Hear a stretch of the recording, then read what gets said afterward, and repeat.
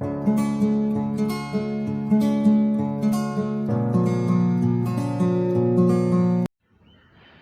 my name is Vivek, and we have a show called Testimony of Life on YouTube.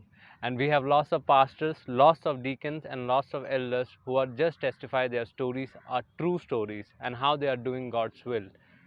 In this show, we are presenting people to do that. We are presenting people that how they are doing God's will in their life. This is our first video. I hope you just like our video. Thank you.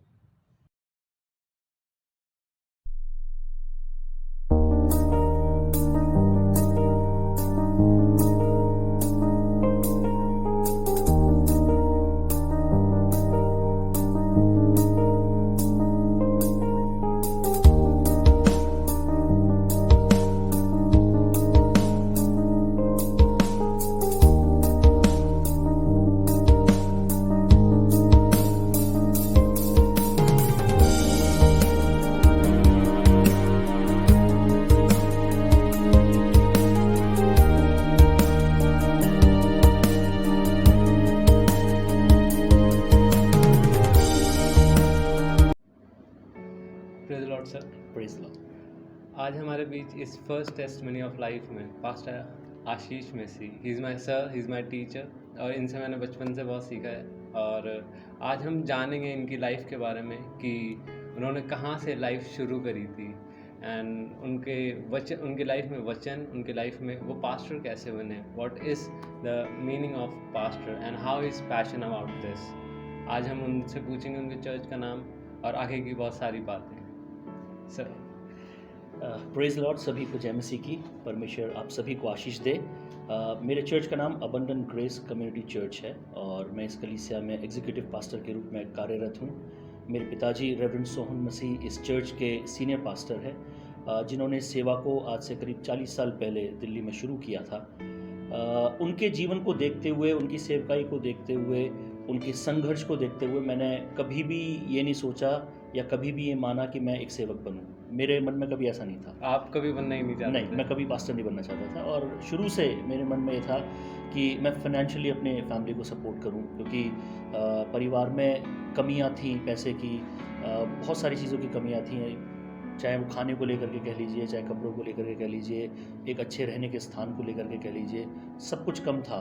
तो यही था कि मैं अच्छा पढ़ लिख जाऊं, कुछ बिज़नेस स्टैब्लिश कर लूं या कोई अच्छी नौकरी करके फिनेंशियली अपने परिवार को सपोर्ट दूं और फिनेंशियली ही मैं चर्च को भी सपोर्ट दूं, यानी मेरी मिनिस्ट्री बाहर से हो, अंदर से ना हो। ये मेरा प्लान। आप डीप में नहीं आना चाहते थे, आप सिर्फ आउटर रहना चाहते थे? बिल्कुल, मैं बाहर रहना चाहता था, क्योंकि पापा के संघर्ष को जो मैंने देखा कि सेवकाई में कितनी मुश्किल आते हैं, कैसा मुश्किल भरा जीवन है। कई कई दिन जो है खाने के लिए नहीं होता था और किराए के लिए पैसे नहीं हैं, साइकिल से उनको जो है जाना है, बहुत सारी समस्या है। मतलब मैं जितना भी बयान करूं वो मेरे पास शब्द कम होंगे उन चीज़ों को, उस दर्द को बयान करने के लिए कि कितनी तकलीफ़ों से उन्होंने उस सेवा को शुरू किया। और मेरे मन में उस चीज़ की ये छाप पड़ गई कि मुझे सेवा नहीं करनी है, क्योंकि इतनी तकलीफ़ें मैं नहीं उठा सकता। तो परमेश्वर ने अपने समय पर आवाज़ दी, बात की और कहा कि तुझे मेरी सेवा के लिए आना है। तो जब परमेश्वर ने ये पुकार मुझे दी, कहा कि मुझे सेवा के लिए आना है, तो मैंने ये डिसाइड कर लिया कि मैं नहीं जाऊंगा प्रभु। क्यों? क्योंकि ये सारे स्ट्रगल्स देखने के बाद, ये सारी चीज़ें देखने के बाद मुझे इससे क्या मिलेगा। जो मेन बात मैंने परमेश्वर के आगे ये रखी कि जो पासवान दूसरों के लिए प्रार्थना करता है, जो प्रभु का दास दूसरों को आशीषित करता है, जो प्रभु का दास घुटनों पर आकर के खुद भूखा रह करके, खुद तकलीफ़ उठा करके अपने विश्वासियों के लिए, अपनी कलीसिया के लिए प्रार्थना करता है, वो कलीसिया तो आशीषित होती है, वो लोग तो बढ़ते हैं, वो लोग तो आशीष में होते हैं, लेकिन वो पासवान आशीषित नहीं होता है, वो पासवान पीछे रह जाता है, उसके पास कुछ नहीं होता है। तो मेरा सवाल परमेश्वर के आगे यही था कि प्रभु मैं क्यों सेवा में जाऊँ? इसलिए कि मेरी प्रार्थना के द्वारा दूसरे आशीषित हों और मेरा जीवन आशीषित ना रहे। जो संघर्ष मेरे पिताजी ने उठाए वही संघर्ष मैं भी अपने जीवन में उठाऊँ। तो परमेश्वर ने मुझसे बात की और मत्ती 6:33 का वचन जो है मुझे दिया, और उस वचन के अनुसार परमेश्वर ने कहा कि पहले उसके राज्य और धर्म की खोज करो तो ये सभी वस्तुएं तुम्हें मिल जाएंगी। परमेश्वर ने इस वचन के साथ मुझे वायदा दिया कि तू मेरी तरफ एक कदम बढ़ाएगा, मैं तेरी तरफ 10 कदम बढ़ाऊंगा, और तुझे इन सब चीज़ों की चिंता करने की जरूरत नहीं है, वो सब मैं तुझे दूंगा। मैंने उस वायदे को लिया, और प्रार्थना में उस विषय को रखा कि ठीक है प्रभु, मैं वायदे को एक्सेप्ट करता हूँ, अंगीकार करता हूँ और उस वायदे पर मैं चलने के लिए तैयार हूँ। देन उसके बाद मैंने सोचा कि ठीक है, अपना स्कूल की पढ़ाई ख़त्म करने के बाद मुझे बाइबल कॉलेज जाना चाहिए। बाइबल कॉलेज की तैयारी की। और लेकिन मेरा सवाल ये है कि वो जो फर्स्ट आपको पता कहाँ से चला कि आप हैं, बने ही आप मिनिस्ट्री के लिए, आपके लिए कुछ है ही नहीं? वो तभी हुआ जब परमेश्वर ने बुलाहट दी और परमेश्वर ने कहा कि तुझे मेरी सेवा के लिए आना है। तो परमेश्वर फिर दर्शन देने लगा। दर्शन। तो एक ऐसा दर्शन परमेश्वर ने मुझे दिया जो मैंने अपने घर में भी कभी किसी को नहीं बताया था। उस समय में परमेश्वर ने मुझे दर्शन दिया कि मैं एक ऊंचे प्लेटफॉर्म पे खड़ा हुआ हूँ और मैं वहाँ वचन का प्रचार कर रहा हूँ और मेरे सामने बहुत बड़ी भीड़ खड़ी है और हर तरह के लोग हैं उसमें, यानी अमेरिकन्स हैं, अफ्रीकन्स हैं, इंडियंस हैं, हर तरह के लोग हैं, गोरे हैं, काले हैं, हर भाषा के लोग हैं। और मैंने उसमें दर्शन में देखा कि मैं हाथ उठा रहा हूँ और जैसे ही मैंने हाथ को वेव किया है तो जैसे एक लहर आती है, उस लहर के समान वो पूरी की पूरी भीड़ जो है गिरती चली गई है। ये मैंने वो दर्शन देखा और उस दर्शन को पा करके मैं जान गया कि परमेश्वर ने मुझे चुना है उस काम के लिए। और ये भी परमेश्वर ने दर्शा दिया कि परमेश्वर ने सिर्फ भारत में ही नहीं बल्कि इंटरनेशनली यूज़ करने के लिए परमेश्वर ने मुझे चुना है और उस लेवल तक परमेश्वर लेकर के जाएगा। अब उस समय में, ये बात 2003 की है, उस समय में अगर मैं इस बात को सोचूं तो मेरे लिए ये सोचना असंभव था कि ये कैसे होगा। मैंने भी जब उस दर्शन को देखा तो मुझे था, कौन मुझे जानता है, कौन मुझे पहचानता है? मैं किसी को ना तो जानता हूँ, ना कोई मुझे पहचानता है, ना मैंने ऐसा कोई काम किया है कि इतनी बड़े लेवल तक कोई जाएगा। और परमेश्वर ने वहीं से वो शुरुआत की और मेरे मन में इस बात को डाला। तो ये एक ऐसा समय था मेरे लिए जब मुझे अपने आप को पूर्ण रूप से समर्पित करना था परमेश्वर के आगे, और मैंने समर्पित किया और प्रभु ने अपने काम को किया। इसके बाद जब आपने ये अपने आप को फुली सरेंडर कर दिया, उसके बाद आगे आप बाइबल कॉलेज गए जी, वहाँ से आपने क्या एक्सपीरियंस लिया? बाइबल कॉलेज का एक्सपीरियंस मेरा बहुत अच्छा रहा।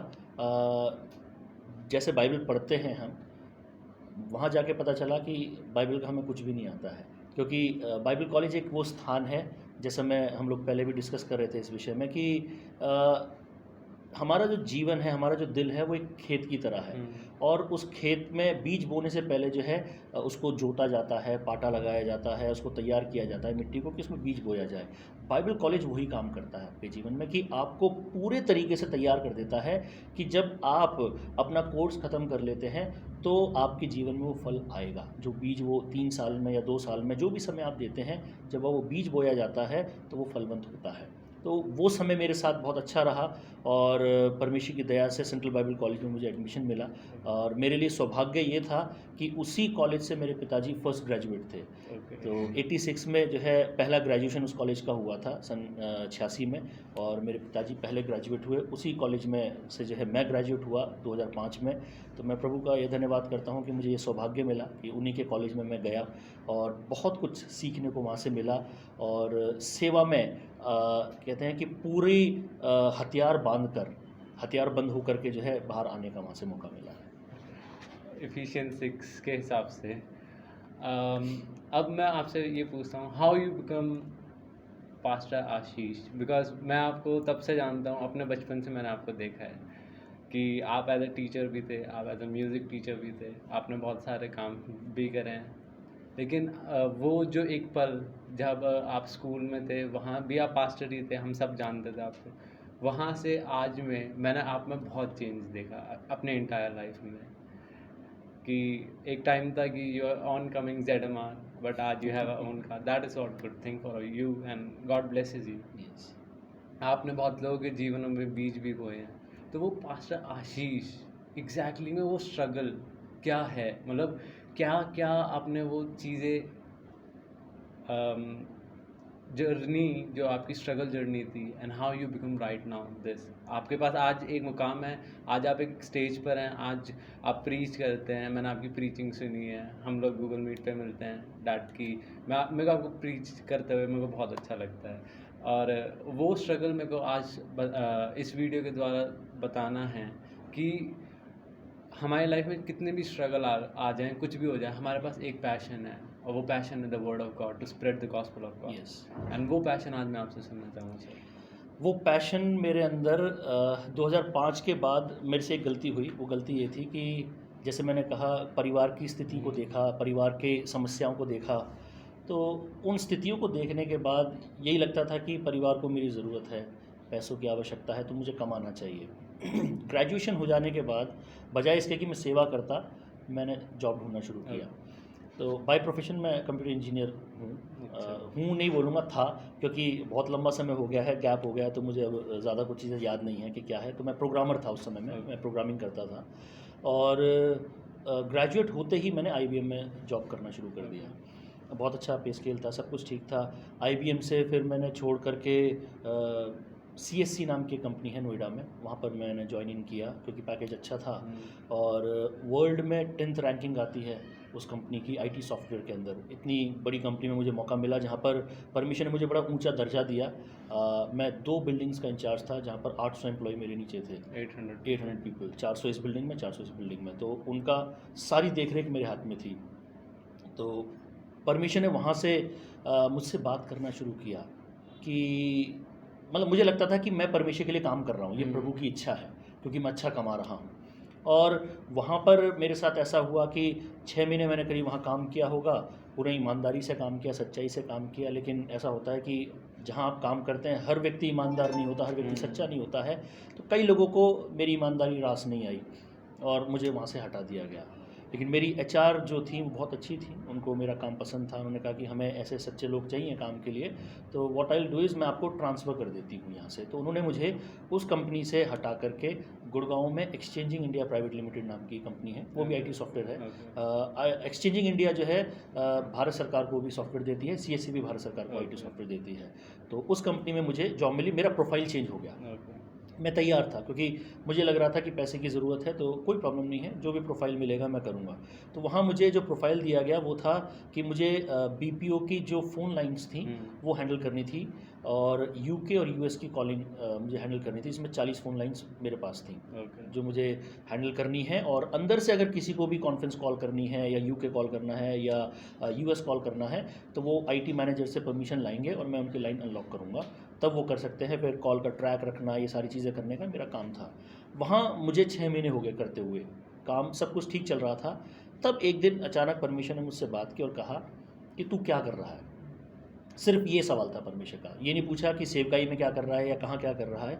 एक सवाल कि तू क्या कर रहा है, जिसने मुझे हिट किया और मैं समझ गया कि परमेश्वर सेवकाई के बारे में पूछ रहा है कि सेवकाई में क्या कर रहा है। तो एज अ ह्यूमन बीइंग जो हमारी आदत होती है बहाने लगाना और चीज़ें बोलना, तो मैंने प्रभु से कह दिया, हाँ परमेश्वर मैं आपकी सेवा कर रहा हूँ। तो परमेश्वर ने कहा एक चीज़ बता दे जो तू कर रहा। तो मैं सोचने लगा कि मैं इतने बजे ऑफिस जाता हूँ, रात को 2 बजे घर आता हूँ और इतने से इतने बजे तक सोता हूँ। उसके बीच में कोई ऐसा समय नहीं था कि मैं जाऊँ और जा कर के जो है किसी को कह दूँ कि आइए आप चर्च आ जाइए, या मैं किसी को वचन सुना दूँ, या मैं किसी को गवाही सुना दूँ। ऐसा कुछ भी नहीं हो रहा था। सिर्फ़ और सिर्फ एक ही चीज़ चल रही थी मेरे लाइफ में, मेरी नौकरी। कि मैं दिन में रात में बस काम काम काम। तो मैंने प्रभु के आगे इस बात को रखा, हाँ प्रभु मैं कोई समय नहीं दे रहा हूँ, कुछ नहीं कर रहा हूँ। तो परमेश्वर ने कहा कि मैंने तुझसे क्या वायदा किया था, तुझे याद है? मैंने कहा प्रभु मुझे याद है, आपने क्या वायदा दिया था, तो फिर तू ये क्यों कर रहा है? जब मैंने तुझसे कह दिया मैं सब कुछ तुझे दूंगा, मैं सब कुछ तेरे लिए करूंगा, तो तुझे ये सब नहीं करना चाहिए था। तो मैंने प्रभु से कहा परमेश्वर आप मुझे गाइड कीजिए, मुझे क्या करना चाहिए, अब मुझे क्या करना चाहिए, मुझसे गलती हो गई। परमेश्वर ने कहा रिज़ाइन कर दे। तो मेरे लिए बड़े चौंकने वाली बात थी कि इतनी अच्छी जॉब मिली है, इतनी अच्छी अपॉर्चुनिटी मिली है, मैं कैसे जो है रिज़ाइन कर दूं। लेकिन प्रभु की आवाज़ थी, प्रभु की आज्ञा माननी थी, तो मैंने उसको ओबे किया। घर में मैंने सबको बताया ऐसे ऐसे बात है। और जब मैंने रेजिग्नेशन दिया तो मेरे HR ने मना कर दिया। उन्होंने कहा कि कोई प्रॉब्लम है तो बताओ, सैलरी डबल कर देते हैं, हम आपको कैब दे देते हैं, हम आपको ये दे देते हैं, वो दे देते हैं। वो तमाम तरह के लालच देने लगे। मैंने मना किया। पहले 2 महीने तक वो जो है मुझे मना करते रहे कि नहीं नहीं हम एक्सेप्ट नहीं करेंगे, और खींचातानी करते करते फिर वही होता है कि जब प्रभु की इच्छा में जब आप होते हैं तो परमेश्वर अपने रास्ते बनाता है, और वो रास्ते बने। और रास्ते ऐसे बने कि मैं आराम से जो है वहाँ से निकल गया। जब मैं वहाँ से निकला, निकलने के तुरंत बाद परमेश्वर ने मेरे लिए एक ऐसा रास्ता खोला कि मैं फरीदाबाद में किसी और चर्च के अंतर्गत रह कर के सेवा करने का मुझे मौका मिला। कि मेरे पिताजी का यही मानना था कि आप जाइए किसी और पास्टर के अंडर में रह के काम करिए, सीखिए और सेवा को जानिए कि सेवा होती क्या है। क्योंकि जब आप अपने माता पिता की छत्रो छाया में होते हो तो जैसे बाइबल बताती है ना, परमेश्वर जो हमें अपने पंखों की आड़ में रखता है, ऐसे ही माता पिता रखते हैं। तो आपको कोई आँच ना आने देंगे, ना आपको कभी पता चलेगा कि सेवकाई की कठिनाइयाँ क्या होती हैं। तो वो कठिनाइयाँ, वो तकलीफ़ें मैंने वहाँ जा कर के देखी। जो मैं 1 साल फरीदाबाद में रहा, वहाँ भूख भी देखी, वहाँ तंगहाली भी देखी, बीमार हो जाता था तो कोई देखने वाला नहीं होता था। एक बार तो इतनी ज़्यादा तबीयत ख़राब हो गई कि बिस्तर पे ही मेरा सब कुछ हो रहा था और मेरे घर में मैंने किसी को इन्फॉर्म नहीं किया कि मेरे साथ ऐसे हो रहा है। प्रभु ने वहाँ से बहुत कुछ सिखाया कि सेवा में जब आप खड़े होते हो तो आप अकेले ही होते हो, आपके साथ कोई नहीं होगा, क्योंकि परमेश्वर ने आपको चुना है उस काम के लिए। मैं हमेशा अपने माँ बाप का सहारा नहीं ले सकता हूँ, मैं हमेशा जो है अपने दोस्तों का सहारा नहीं ले सकता हूँ, मैं हमेशा जो है किसी बड़े जने का सहारा नहीं ले सकता हूँ कि आप आइए और मेरी हेल्प कर दीजिए। परमेश्वर ने वहाँ से एक एक चीज़ें सिखाना शुरू किया। भूखा रहना भी सिखाया कि भूखे रह के सेवकाई कैसे होती है। स्कूटर में पेट्रोल नहीं होता था, कई कई किलोमीटर में धक्का मार के उसको लाता था। उससे परमेश्वर ने सिखाया कि जब पेट्रोल नहीं होता तब भी सेवा होती है। ऐसा नहीं है कि जब पेट्रोल ही होगा, आपके पास मोटरसाइकिल ही होगी तो ही सेवा होगी। पैदल भी सेवा हो सकती है, धूप में भी सेवा हो सकती है, छाँव में भी सेवा हो सकती है, बारिश में भी सेवा हो सकती है। वहाँ से बहुत कुछ सीखा और 1 साल के बाद जो है मैं वापस अपनी कलीसिया में अपने पिताजी के पास आया, क्योंकि मेरी हेल्थ इश्यूज़ होना शुरू हो गए थे वहाँ पर उसके कारण। तो जब मैं वापस आया, परमेश्वर ने जो एक्सपीरियंसेस वहाँ पर दिए, वो एक्सपीरियंसेस यहाँ पर बहुत मेरे साथ काम आए।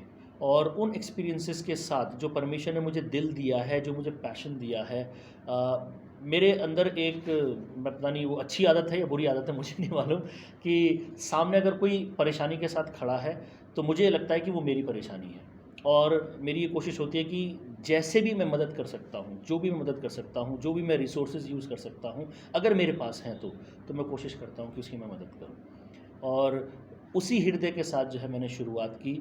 और परमेश्वर का वो वचन मैं आपको बताता हूँ, कुलुस्सियों 3 अध्याय का 23 पद, ये जो है मेरा सबसे चहेता पद रहा है। और इसी से मैंने सीखा है कि जो कुछ तुम करते हो तन मन से करो, यह समझकर कि मनुष्य के लिए नहीं परंतु प्रभु के लिए करते हो।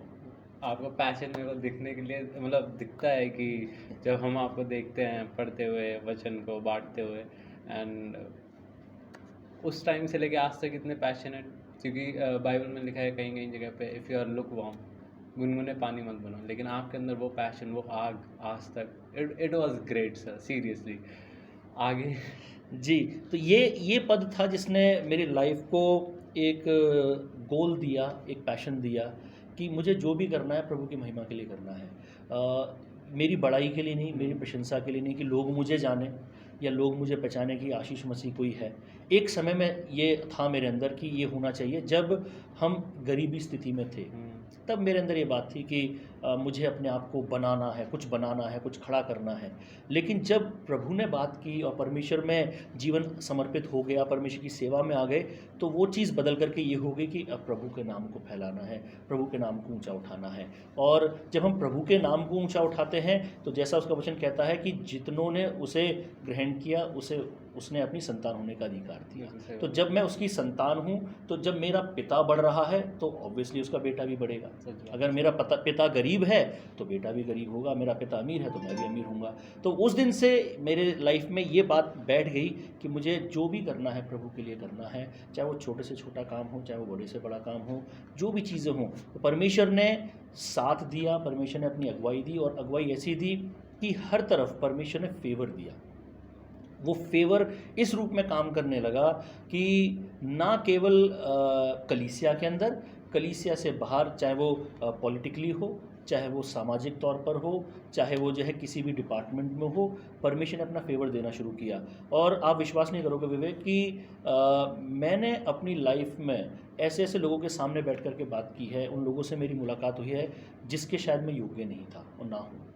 ना मेरी ऐसी कोई हाई फाई क्वालिफ़िकेशन है कि मैं कहूँ कि मैं इस योग्य हूँ उनके सामने बैठने के, ना ही मेरी कोई ऐसी सोर्स है कि जिसके द्वारा मैं उन तक पहुँच सकूँ, लेकिन परमेश्वर वहाँ तक लेके गया। एक छोटा सा इंस्टेंस आपको बताता हूँ मैं। परमेश्वर ने मुझे मौका दिया हमारे पूर्व राष्ट्रपति अब्दुल कलाम जी से मिलने का।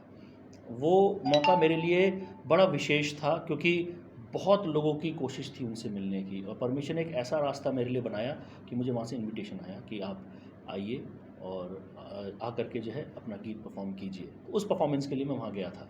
जब सब कुछ हो गया तो राष्ट्रपति जी ने जो है मुझे और एक छोटा बच्चा था, हम दोनों को अलग से अंदर बुलाया अच्छा। और अलग से बुला करके हमसे बात की। तो मैं थोड़ा घबरा गया, मैंने कहा पता नहीं क्या बात होगी, कुछ गलती हो गई है मुझसे, कि मैंने कुछ मिस्टेक कर दी है क्या, जिसकी वजह से मुझे बुलाया जा रहा है। जब अंदर गए तो उन्होंने बैठाया, अपने साथ बैठ करके चाय पिलाई। 15 मिनट में उनके साथ बिल्कुल वन ऑन वन था, और वो बच्चा था, वो 5 साल के बच्चे ने एक बुक लिखी थी, अच्छा। तो इसलिए उसको बुलाया गया था। और अब्दुल कलाम साहब की एक ख़ास बात थी कि वो यंगस्टर्स और टीनेजर्स को बहुत प्यार करते थे, हाँ, बहुत पसंद करता था। और उनसे बात करना उनको अच्छा लगता था। So he was talking to me और पूछा मेरे बारे में, घर के बारे में, परिवार के बारे में, घर में कौन कौन है, आपका पैशन क्या है, गोल क्या है, लाइफ में क्या बनना चाहते हो, ये सारी बातचीत हुई। तो ये सब बातचीत होने के दौरान मैंने उनसे रिक्वेस्ट किया कि sir can I take a picture with you, एक तस्वीर आपके साथ खींच सकता हूँ क्या।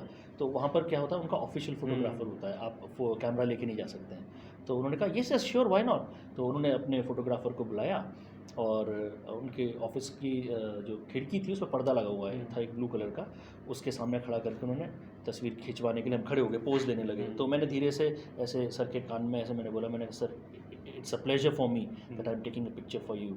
तो उन्होंने क्या बोला जो मैं कभी नहीं भूल सकता, उन्होंने कहा no no Ashish, it's my pleasure that I am standing with you and taking a picture. तो आई वॉज शॉक कि मेरे देश का राष्ट्रपति, मिसाइल मैन, इतना बड़ा आदमी, मैं जो कुछ भी नहीं हूँ, मैं तो अभी मतलब छोटी मोटी शायद नौकरी कर रहा था कुछ, या कुछ ऐसा कर रहा था, मुझसे इस बात को वो कह रहे हैं कि no no I am blessed कि मैं आपके साथ खड़ा हूँ। तो ये बहुत बड़ी बात थी मेरे लिए। और ये बात मैं इसलिए बताना चाह रहा हूँ कि परमेश्वर आपको कब कहाँ से कहाँ ले जाएगा आप नहीं समझ किसी को नहीं सकते, किसी को नहीं मालूम। तो बस ये है कि हम उसके वचनों को फॉलो करें जैसा वो कहता है, और उसके काम के लिए जब हम पैशनेट रहते हैं, तो राष्ट्रपति हो, चाहे वो वर्ल्ड का राष्ट्रपति हो, चाहे वो कोई भी क्यों ना हो, परमेश्वर आपको सामर्थ्य देता है उसके सामने खड़े होने के लिए। और परमेश्वर ने मुझे सामर्थ्य दी हर एक जगह पर खड़े होने के लिए, स्टैंड लेने के लिए, स्पेशली लोगों के लिए मदद मांगने के लिए। और ये मेरे साथ हमेशा हुआ है कि मैं अपने लिए कभी मदद नहीं मांग पाया हूँ, मुझे बड़ी शर्म सी आती है। जैसे अगर किसी के साथ कोई इश्यू हो गया या कोई बात हो गई, तो मैं अगर उसके लिए जाऊंगा ना, तो मैं जा कर के मैं बोल सकता हूँ कि फ़लाने फ़लाने की जो है आप मदद कर दीजिए, आप फ़लाने फ़लाने की जो है ये दे दीजिए। मेरे को बोलने में कोई झिझक नहीं होगी। लेकिन जब वही बात मेरे ऊपर आएगी कि मुझे किसी चीज़ की ज़रूरत है, तो मुझे बहुत हिचकिचाहट होगी कि मैं कैसे बोलूँ, मैं कैसे मदद मांगूँ। लेकिन दूसरे के लिए मैं फटाफट बोल देता हूँ कि इसके लिए ये वो दे दो। मैंने आपको देखा है कि आपने लॉकडाउन में कितने लोगों की मदद करी ड्यूरिंग, किसी को नहीं पता तो हम बताना चाहेंगे, सर के पापा को कोविड हो गया था, सर को भी कोविड हुआ था, उस टाइम पर भी सर ने चर्च अपना नहीं छोड़ा, they are taking online service. उस टाइम कैसी प्रॉब्लम थी आपको? प्रॉब्लम्स बहुत सारी थी उस समय भी, लॉकडाउन में बाहर जाना अलाउड नहीं था, सारी चीज़ें थी। लेकिन प्रभु की दया रही कि परमेश्वर ने दिल्ली पुलिस डिपार्टमेंट के साथ अच्छा संपर्क रखा मेरा, जिसके द्वारा मुझे ये सहयोग मिला कि मैं बाहर जा सकता था। और पुलिस डिपार्टमेंट के साथ मिलकर के बहुत काम किया हमने, जहाँ पर गरीब लोगों को राशन देना, सारी चीज़ें करना। सबसे बड़ी समस्या थी कि चर्च बंद हो गया था, तो हमने ऑनलाइन सर्विसेज शुरू की। अच्छा, ऑनलाइन सर्विसेज जो है हमने बहुत पहले से शुरू कर दी थी, सिर्फ लॉकडाउन में शुरू नहीं हुआ हाँ, था। वो बहुत पहले से शुरू हो हाँ, गई थी। और मेरे ख्याल से भारत में कोई ऐसा नहीं था जो उस समय में ऑनलाइन सर्विसेज करता फेसबुक पे था। लाइव हाँ, जाके। कोई नहीं जाता था। तो प्रभु ने मेरे मन में ये बात डाली कि जो तुम यहाँ कर रहे हो, उस बात को दूसरों तक पहुँचाने के लिए सबसे अच्छा यंत्र है, आप इसका इस्तेमाल करो। और जब मैंने उसका इस्तेमाल करना शुरू किया, तो मैंने पाया कि और लोगों ने भी जो है देखा देखी उसकी शुरुआत कर दी। मुझे कोई इस बात का वो नहीं है, बल्कि मुझे अच्छा लगा कि लोगों ने उस चीज़ को एक्सेप्ट किया, सीखने की कोशिश की, बढ़ाने की कोशिश की कि ठीक है, हम यहाँ से जो है इस काम को और बाहर तक पहुँचा सकते हैं। तो वहाँ से शुरुआत हो चुकी थी उस बात की, ऐसा नहीं था कि नहीं हुआ था। लेकिन लॉकडाउन में जो है हमें उसका ज़्यादा प्रभाव हमें मिला, क्योंकि हम पहले से जुड़े हुए थे, तो लोगों को मालूम था कि ऑनलाइन सभा होगी। अब दूसरी समस्या तब आई जब मुझे कोरोना हुआ। जब कोरोना हुआ तो मेरा गला जो है पूरी तरह से ख़त्म हो गया था, मेरी आवाज़ चली गई थी, बिल्कुल आवाज़ चली गई थी, मेरी आवाज़ निकलती भी नहीं थी। और मेरे को अंदर से ऐसा फील होता था कि शायद अब कभी मेरी आवाज़ वापस नहीं आएगी, क्योंकि पूरा गले में ऐसा लगता था कुछ बैठा हुआ है। मैं अपना सलाइवा भी नहीं अंदर ले पाता था, अगर उसको भी मैं अंदर करता था तो मेरे कानों तक ना मिर्ची सी लगती थी और बहुत दर्द होता था। खाना तो बहुत दूर की बात है, पानी भी नहीं पी सकता था। यहीं मैं जो है चर्च में अपना आइसोलेशन वार्ड मेरा यही था। अच्छा। चर्च में मैं कहीं नहीं गया, मैं यहीं पड़ा रहा, और मैंने किसी हॉस्पिटल में नहीं दिखाया, ओके। किसी के पास नहीं गया, सिर्फ हमारा जो फैमिली डॉक्टर है उनको मैं दिखाता रहा। उन्होंने जो दवाइयाँ दी वो दवाइयाँ प्रार्थना के साथ मैं यहीं पर पड़े पड़े लेता रहा, और 2 हफ्ते में परमेश्वर ने अपनी चंगाई मुझे दी Amen. इसी भवन में। और उन दो हफ्तों में 3 हफ्तों तक जो है मैं, क्योंकि मेरी आवाज़ नहीं निकल रही थी, तो मेरे पिताजी जो है ऑनलाइन सभा ले रहे थे, चर्च कर रहे थे। जैसे ही मैं थोड़ा सा रिकवरी मोड में आया, तभी स्थिति ये हुई कि पिताजी जो है कोरोना ग्रसित हो गए, और मेरे लिए चैलेंज ये था कि उनको भी देखना, मेरा गला भी ठीक भी नहीं था और सभा भी लेनी है। लेकिन प्रभु से प्रार्थना की, परमेश्वर ने सामर्थ्य दी, और उस सामर्थ्य के साथ जो है हमने शुरुआत की, और करते गए, और आज प्रभु ने इतना बलवंत बनाया है कि सब चीज़ें ठीक हो रही हैं। आपका कितना एक्सपीरियंस है ऑन कीबोर्ड? कीबोर्ड बजाते हुए मुझे अराउंड 27 साल हो गए हैं। 27 ईयर। 27 ईयर्स। और मैं बचपन से देख रहा था, जब आप स्कूल में भी आए थे तब भी आप एज अ म्यूज़िक टीचर आए थे, एंड आपको बच्चों से इतना शुरू से लगा, देन योर टीचिंग, आपको टीचिंग के लिए मैंने एक पैशन देखा, देन आपका वर्ड ऑफ गॉड शेयर करने के लिए एक पैशन देखा। In your life there is a word call passion, passion, passion. जब हम ये वीडियो शूट कर रहे थे तो हम लोगों ने, मेरे पास एक सवाल था, मैंने बोला कि हम हर पास्टर को एक सवाल देंगे, कि क्या सवाल दें, तो आपके लिए एक सवाल आया पैशन, क्योंकि आपके उसमें मैंने देखा, मैंने पैशन है। तो आपके वो जर्नी कैसे थी कि एक स्कूल से प्लस सेवा दोनों साथ में? जी, वो ये भी प्रभु का एक प्लान था, ओके। परमेश्वर का प्लान था, क्योंकि घर में अर्निंग्स की ज़रूरत सभी को होती है, रोटी सबको खानी है। ऐसा नहीं है पास्टर जो है लोहे का बना है उसको खाना नहीं चाहिए, उसको भी खाने के लिए चाहिए, उसको भी परिवार को देखना है। तो परमेश्वर ने अपने प्लान में मेरे लिए चीज़ों को ऐसा फिट किया कि स्कूल लाइफ मेरी ऐसी रही कि सुबह जाना, दोपहर को 2 या 3 बजे तक घर आ जाओ, शाम को अपनी सेवा में आप जो है चले जाइए, क्योंकि यूजुअली सुबह से लेकर शाम तक सेवा कार्य इतना ज़्यादा होता नहीं है कि आप कहीं जाएंगे विजिट करने के लिए या कुछ और करने के लिए। तो ये भी परमेश्वर के प्लान के तहत हुआ, जिसकी शुरुआत मेरे जीवन में तब से हुई, आज से 15 साल पहले। ओके। 15 साल का मेरे पास एक्सपीरियंस है स्कूल में पढ़ाने का, और कई स्कूल में मैंने पढ़ाया, एक ही स्कूल नहीं, LCA जहाँ पर आप भी थे वहाँ पर भी मैं गया, गुड समार्टिन स्कूल था, DAV स्कूल रहा, सेंट जॉर्जेस स्कूल रहा, सेंट मेरी स्कूल रहा, कई स्कूलों में जो है मैंने काम किया, और वो एक्सपीरियंस मेरे अंदर सिखाने का और बच्चों के साथ रहने का वहाँ से आया। पैशनेट मैं बच्चों के लिए शुरू से रहा हूँ। मैं नहीं जानता कि ये बाय बर्थ है या प्रभु ने मेरे को ऐसा दिल दिया है कि बच्चों से मेरा लगाव रहता है, और बच्चे मुझे पसंद भी करते हैं, बच्चों से मेरा जल्दी से मैं घुल मिल जाता हूँ। तो प्रभु ने ही उस चीज़ को डाला है, और मुझे अच्छा लगता है उनको सिखाना, उनसे बात करना, उनके बीच में रहना।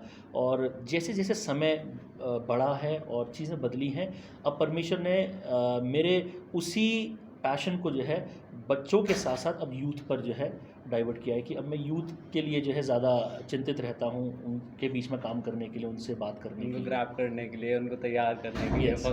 For the future of. Yes, क्योंकि वो हमारे देश का फ्यूचर है, हमारी कलीसिया का फ्यूचर है, और मैं हमेशा यही चाहता हूँ कि वो अपने जीवन में परमेश्वर को प्रथम स्थान दें, अपने जीवन में अपने परिवार का नाम रोशन करें। मैंने ऐसे ऐसे यूथ्स को देखा है, क्योंकि जैसे मैंने कहा दिल्ली पुलिस के साथ भी काम किया है, तो मैंने देखा है कि टीनेजर्स और जवान लड़के जो है ड्रग्स में और क्राइम में इतना ज़्यादा जा चुके हैं, उनकी लाइफ बर्बाद हो रही है, उनकी वजह से उनके परिवार का जीवन जो है सत्यानाश हो रहा है, उनका सब कुछ जो है ख़त्म हो रहा है। तो देख करके दुख होता है कि एक लाइफ जो अभी बहुत लंबी लाइफ है उनके आगे, वो सब अभी से बर्बाद हो गई है, शैतान ने उनकी लाइफ को जो है समाप्त कर दिया है। तो इसलिए मेरे अंदर ये पैशन जगा कि उन तक पहुंचना है, उनको बर्बाद होने से पहले बचाना है, उनको जो है नरक तक पहुंचने नहीं देना है, उनकी लाइफ को ऐसे एंड नहीं होने देना है। तो जहाँ तक मेरी कोशिश हो सकती है मैं कोशिश करता हूँ जवानों से बात करने की, प्रभु के वचन से सिखाने की। और कई लोग होते हैं जो प्रभु के वचन को ना सुनना पसंद करते हैं, नहीं सुनना चाहते हैं, तो उनसे मैं अपने लाइफ से बात करता हूँ। या प्रैक्टिकल चीज़ें जो दुनिया में हो रही हैं उन चीज़ों के द्वारा बात करता हूँ, काउंसलिंग के द्वारा बात करता हूँ कि वो सीखें, जानें कि जीवन की सच्चाई है क्या वास्तविकता में। तो आज हमारा जो फ्यूचर है वो यही बच्चे हैं, यही That's right. जवान हैं, और अगर ये जवान सही राह पर चलें तो आने वाले समय में हमारा देश भी उन्नत होगा, हमारी कलीसिया भी उन्नत होगी, हमारे परिवार भी उन्नत होंगे। तो मेरा जो मेन मोटो होता है जवानों को सिखाने का वो ये है कि always pray and work for a power job. That's right. Power job यानी आप अच्छे से अच्छा पढ़ाई कीजिए और अच्छी जॉब आप पकड़िए लाइफ के अंदर। अगर प्रभु ने आपको सेवा के लिए बुलाया तो इससे अच्छी बात कोई नहीं है। अगर प्रभु ने सेवा के लिए नहीं बुलाया है, वो बुलाहट नहीं है, तो आप जो है आईपीएस बनिए, आईएएस बनिए, डीएम बनिए, एसडीएम बनिए, कुछ ऐसी जगह पर जाइए जहाँ पर आप अपने परिवार के साथ साथ अपनी कलीसिया को भी सहायता दे सकें, उनके लिए आप खड़े हो सकें। That's right. In this part, मैं आपसे एक बात पूछता हूँ। आई थिंक ये बहुत पर्सनल बात होगी, इसमें लोग थोड़ा बुरा भी मानते हैं, लेकिन मेरे को पूछना है कि उस टाइम, पीछे वाले टाइम में बहुत सारी चीज़ें बुरी लगी होंगी, क्योंकि मेरे साथ भी हुआ है। लोगों ने मेरे को भी बहुत कुछ बोला है, लेकिन उन्होंने बहुत अब्यूज़ भी करा होगा। लेकिन आपकी लाइफ में उतना सब कुछ होने के बाद आज फिर भी परमेश्वर आपके साथ है, क्योंकि मैंने ये नहीं देखा कि अच्छा ये हो गया, मैं परमेश्वर को छोड़ देता हूँ, मैं इधर चला जाता हूँ, मैं अपना रास्ता चेंज कर लेता हूँ, क्योंकि परमेश्वर मेरी सुन नहीं रहा। लेकिन इतना सब कुछ होने के बाद, दैट स्ट्रगल, और बच्चों को पढ़ाने के बाद, जॉब करने के बाद, वो पैशन, कोरोना वायरस होने के बाद, पूरी फैमिली को होने के बाद, अंकल को होने के बाद, स्टिल दैट पैशन। और मैं बस ये पूछना चाहता हूँ कि आज आप उन लोगों को याद करते हैं जिन लोगों ने एक टाइम में आपको परेशान करा था, या फिर वो लोग मुझे याद थे पहले, क्योंकि देखिए हर चीज़ की एक एज और एक समय होता है। अब मैं अगर आपकी एज पर होता तो ऑब्वियसली मुझे याद होते और शायद मेरे अंदर बदला लेने की भावना भी होती, और उस समय थी भी। ऐसा लगता था कि मैं ये कर दूंगा, वो कर दूंगा, क्योंकि वो एज फैक्टर होता है।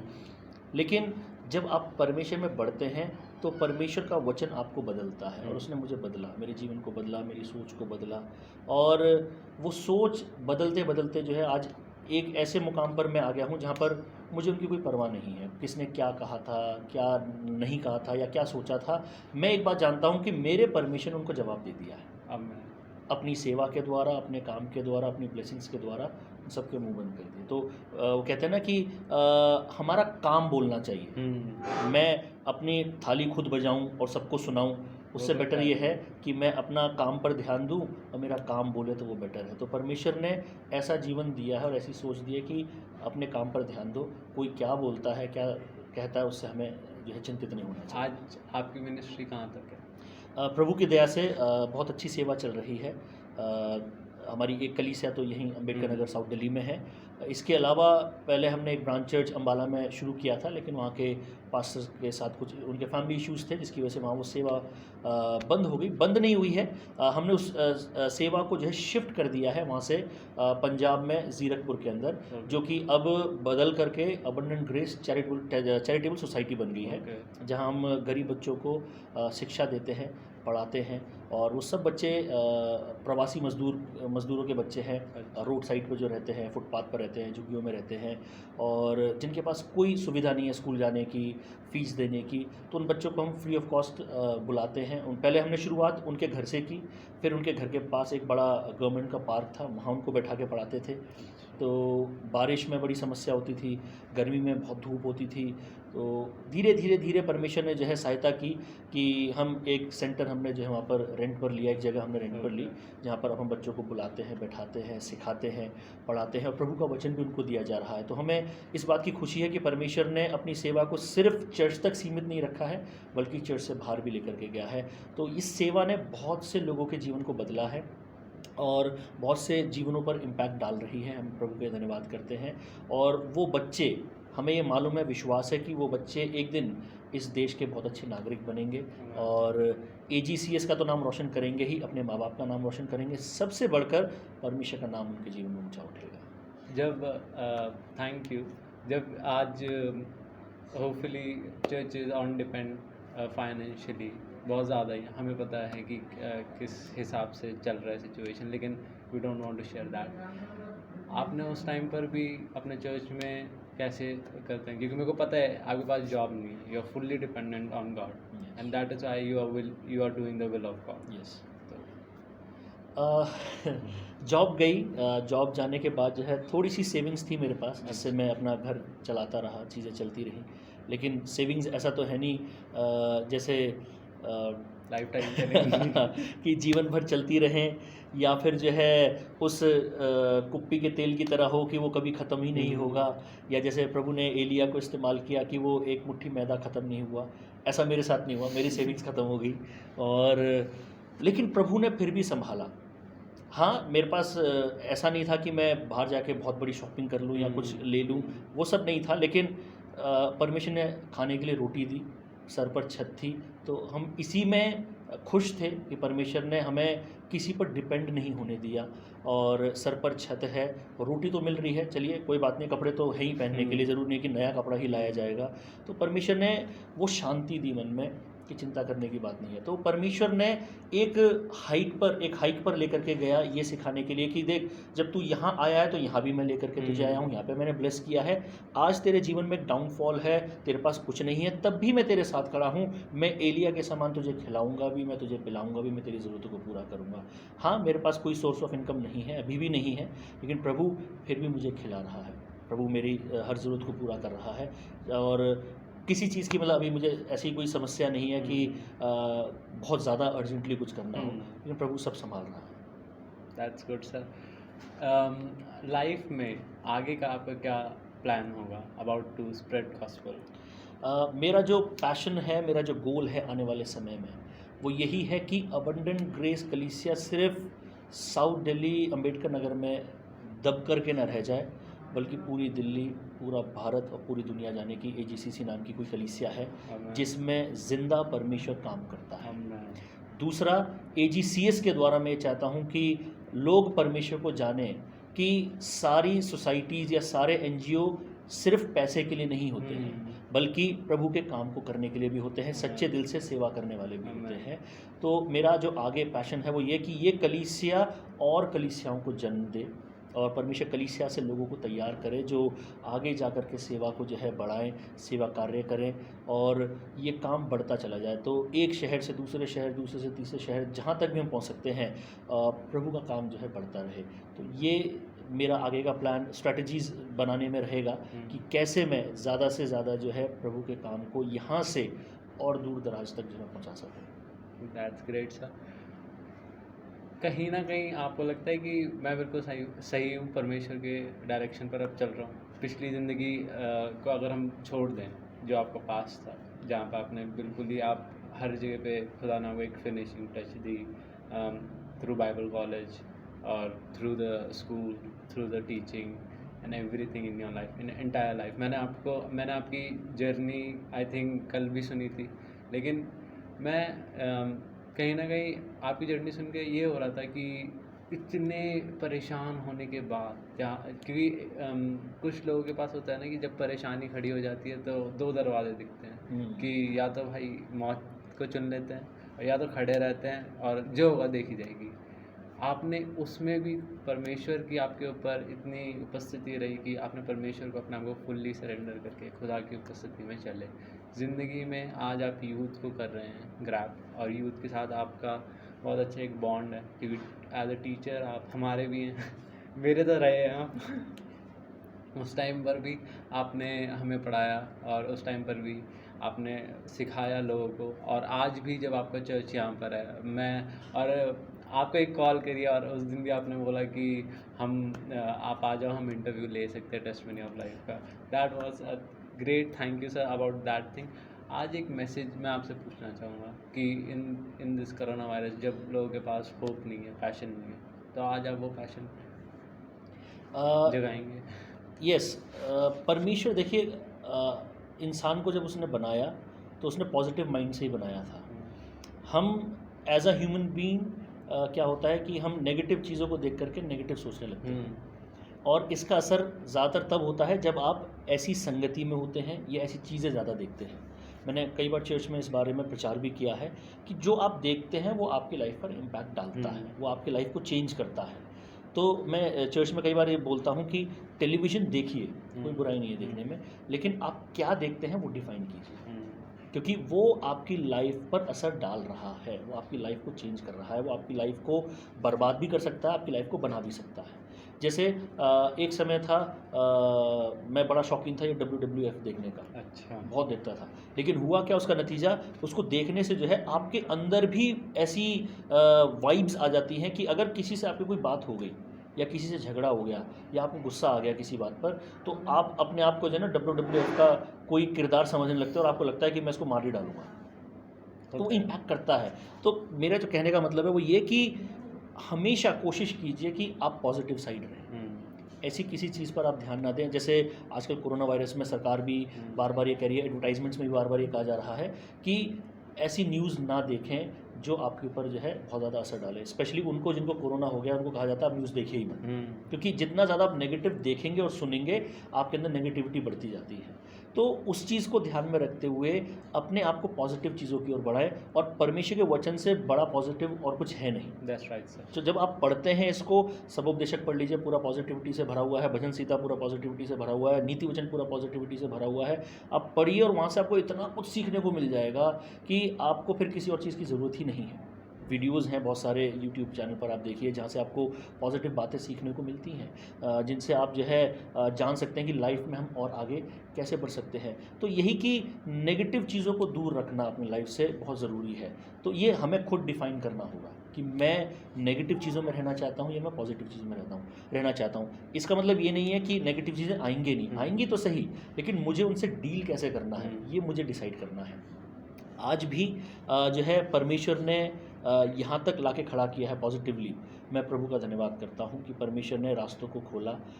रिसेंटली लास्ट ईयर ही जो है मैंने अपना मास्टर्स इन डिविनिटी कंप्लीट किया है। बाइबल में जो है मास्टर्स इन डिविनिटी MD की आप degree. Last year, I think last year आप बैंगलोर भी गए थे। चेन्नई गया था। चेन्नई गए थे वो सर्टिफिकेट लेने। यस, डिग्री हाँ, लेने के लिए मैं मैंने वहाँ देखा। गया था। तो ये मेरा जो है पैशन था कि मुझे प्रभु की सेवा में अगर बढ़ना है तो मुझे उसकी शिक्षा भी मिलनी चाहिए प्राप्त प्रॉपर। होनी चाहिए। तो BTH किए हुए मुझे 15-17 साल हो गए, और उसके बाद परमेश्वर ने अब मेरे लिए एक ऐसा रास्ता खोला कि मैं उसको और गहराई से पढूं और गहराई से जानूं और समझूं कि वो क्या है। अभी भी मैं रुका नहीं हूँ, अब मैं चाहता हूँ कि मैं आगे और पढूं, ताकि मैं और ज़्यादा पैशनेट होकर के और गहराई से इसको समझ करके जो है, जो लाइफ्स आज भी नकारात्मक जीवन जी रही हैं उसमें जितना हो सके उतना सकारात्मक जीवन जो है मैं उनको दे सकूँ। That's right sir, that's good sir. आगे के लिए हम आपके लिए बहुत बोलते हैं कि आपने इतने लोगों के साथ काम करा। मैंने आपकी कल वीडियोस पिक्चर्स भी देखी थी कि pastor pastor Subhash Gill and then pastor Vijay Benedict, इनके साथ भी आपने फ़ोटोज़ ऐसा कहीं ना कहीं आप मिले हैं जी, इनसे। प्रभु ने मौका दिया उनके साथ गाना गाने का भी। अच्छा। हाँ, उनके साथ मैंने स्टेज शेयर किया है, और ये मेरे लिए बड़े आदर की बात थी, सम्मान की बात थी कि मैं कोई इतना महान सिंगर नहीं हूँ, लेकिन प्रभु ने मौका दिया उनके साथ गाने का। पास्टर सुभाष गिल के साथ मैंने कई बार जो है स्टेज शेयर किया है, जिसमें कि तालकटोरा स्टेडियम में जब वो आए थे, आई थिंक 3-3.5 लोग मौजूद थे उस समय, पूरा हॉल फुल था, नीचे भी दरिया बिछा दी गई थी लोगों को बैठाने के लिए। उस समय भी मैं उनके साथ स्टेज पर मौजूद था, उनके साथ जो है प्रभु की आराधना की थी। तो ये प्रभु ने सम्मान दिया है, मौका दिया है। आप जब वर्शिप करते हो तो आप क्या सोचते हो? मैं शुरुआत से, बचपन से, जब से मैं आराधना में जुड़ा प्रभु के साथ, मैंने ये चीज़ सीखी है, और दूसरों को जो आराधना करते हैं उनको भी ये बात मैंने सिखाई है हमेशा, और ये बात बोली, और आज मैं आपके माध्यम से भी उन लोगों को ये बात बोलना चाहता हूँ कि जब आप आराधना करते हैं तो ये याद रखिए कि you are not performing, you are worshipping. So there is a far difference between worshipping and performing. कि आप परफॉर्मेंस नहीं दे रहे हैं, आप स्टेज पर खड़े होकर परफॉर्म नहीं कर रहे हैं कि कोई कंसर्ट चल रहा है और लोगों को आपको नचाना है, लोगों को आपको गवाना है, वो नहीं चल रहा है, बल्कि आपको एक सच्चे आराधक के रूप में आराधना करनी है।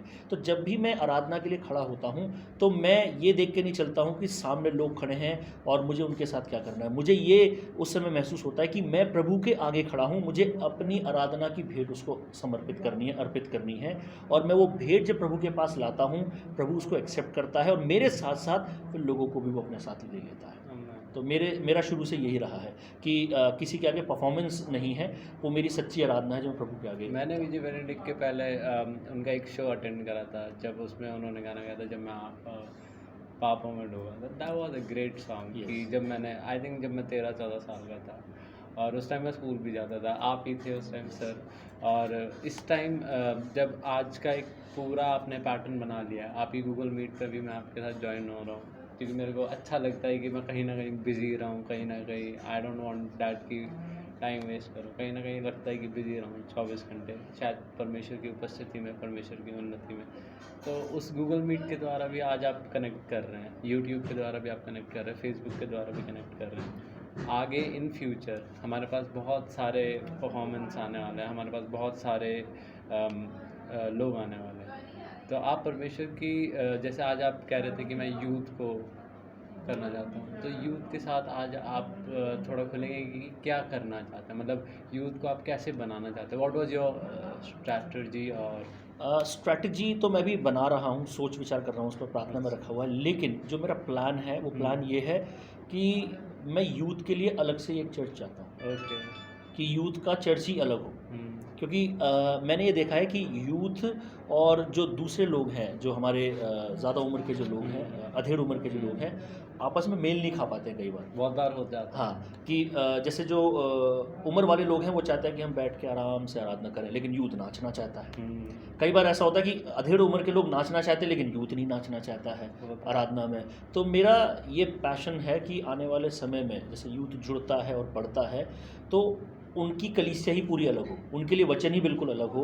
अगर मेरे सुबह 9 बजे चर्च चल रहा है तो मैं 11 बजे उनके लिए अलग से पूरा चर्च, कि आप आइए और पूरा परमेश्वर की उपस्थिति में आनंद लीजिए और जानिए कि परमेश्वर ने आपके लिए स्पेशली क्या रखा है।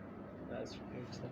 मैं मतलब अगर ऐसा कुछ होगा तो हम उसको पक्का रिकॉर्ड करेंगे क्योंकि हमें चाहिए कि हम करें, और ऐसे यूथ के लिए होगा, क्योंकि इस टाइम हम भी चाहते हैं कि जिस हिसाब से यूथ चल रहा है, जैसे कि हालात चल रहे हैं, मैंने भी बहुत जगह देखे, मेरे भी बहुत सारे दोस्त हैं जो इन चीज़ों से ग्रसित हैं, लेकिन मैंने खुदा ने फिर भी मेरे को उन रास्तों से बचाया। अब हम प्रेयर करते हैं। आज का प्रेयर हमारी आप करेंगे कि कोरोना वायरस के लिए, ताकि मेरे को पता है कि बहुत लोग परेशान हैं इन चीज़ों से, और आज बाइबल में लिखा है जहाँ पर भी 2 या 1 मेरे नाम से इकट्ठे होते हैं वहाँ पर मैं होता हूँ, और जो तुम मांगोगे वो मैं दूंगा। तो आज जब हम परमेश्वर में एक होके दुआ करेंगे आपके द्वारा, तो आज उनके पे हीलिंग जाएगी, आज हम हीलिंग को प्रोक्लेम करेंगे। तो प्रेयर करते हैं। यस, आइए हम प्रार्थना करेंगे। जीवित सामर्थी महान पिता परमेश्वर, यीशु मसीह के सामर्थ्य नाम में खुदावंद हम आपकी पवित्र उपस्थिति में आते हैं, धन्यवाद के साथ अपने आप को दीन और नम्र करते हैं खुदावंद। प्रभु जी, आप राजाओं के राजा, प्रभुओं के प्रभु हैं, जो हमारे जीवनों को प्रतिदिन भला रखते हैं, अच्छा रखते हैं, सुरक्षित रखते हैं खुदावंद। पिता परमेश्वर, आज इस महामारी के समय में भी प्रभु जी आपने हमें बचाए रखा है, सुरक्षित रखा, हम धन्यवाद देते हैं। धन्यवाद उस चंगाई के लिए प्रभु जी जो आज भी उस क्रूस से जारी है खुदावंद। आज हम अपने देश को आपके हाथों में सौंपते हैं, हमारी सरजमी को, हमारी मिट्टी को प्रभु जी हम आपके हाथों में लेकर के आते हैं। आपके पवित्र लहू के द्वारा, यीशु मसीह के पवित्र लहू के द्वारा उसको हम शुद्ध करते हैं खुदावंद।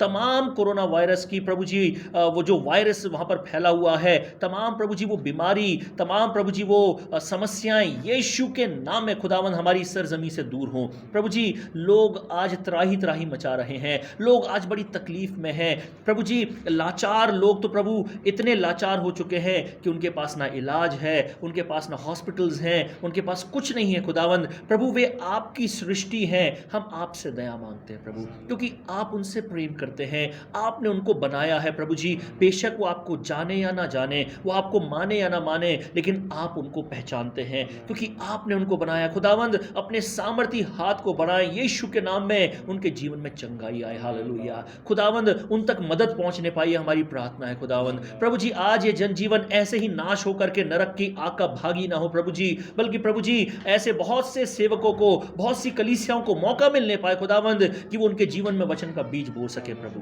खुदावंद। पिता परमेश्वर, आपकी पवित्र आत्मा की हम अगुवाई मांगते हैं यीशु राजा, कि प्रभु हमारा देश बचाया जाए तमाम इस बीमारी से, तमाम उन अंधकार की ताकतों से जिसने इसको आज ग्रसित किया हुआ है प्रभु जी।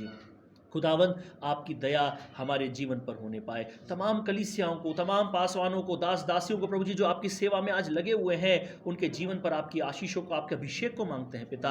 आप अनुग्रह और दया करें प्रभु जी। खुदावंद टेस्टिमनीज ऑफ लाइफ के लिए प्रभु हम आपकी आशीषें मांगते हैं। खुदावंद इस सेवकाई को आप बुलंद करें, आप प्रभु जी ऊंचाइयों तक लेकर के जाएं प्रभु जी। वो हाइट्स जो आपने रखी है खुदावंद, जो स्टैंडर्ड आपने रखा है पिता, वो स्टैंडर्ड प्रभु जी आप उनके जीवन में लेकर के आइए, इस सेवा में लेकर के आइए खुदावंद पिता। ये मिनिस्ट्री उन लोगों तक पहुंचने पाए जिन्होंने आज तक आपके बारे में सुना नहीं, आपके बारे में जाना नहीं प्रभु जी, और इस सेवकाई के द्वारा प्रभु जी वो पहचान सकें यीशु के नाम में पिता कि वो परमेश्वर जिंदा परमेश्वर है जिससे हम प्रेम करते हैं। वो जिंदा परमेश्वर है जो हमारे लिए अद्भुत काम करता है, जिसने हमारे लिए उद्धार का रास्ता खोला है। हालेलुया।